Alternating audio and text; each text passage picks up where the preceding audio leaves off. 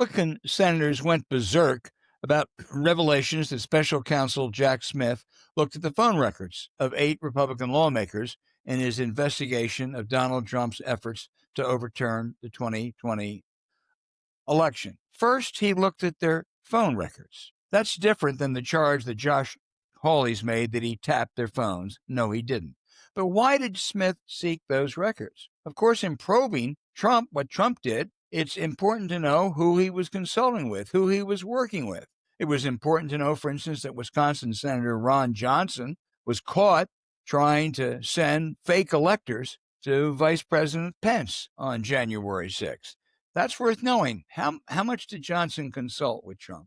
There was reported that others, take one, Lindsey Graham, little Lindsey. He's a South Carolina senator, but he called top officials in Georgia about changing votes in the state that Biden won. A grand jury there even recommended criminal charges be brought against Graham.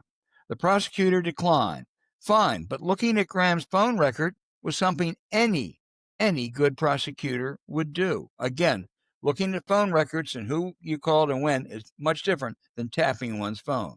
Intended as distraction from his Justice Department offenses, this all came out during that clown show hearing with Attorney General Pam Bondi, who stonewalled the entire hearing. One more point gleaned from this charade. I am against congressional term limits or age limits, but we should call out people who are too old to serve.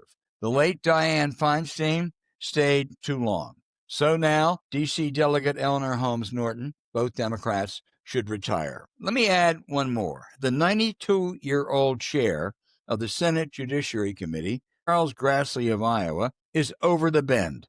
You watched that hearing. He spent the whole time looking down at notes and questions prepared for him by a staff that's carrying. In national politics, Democrats have an age problem. So do Republicans.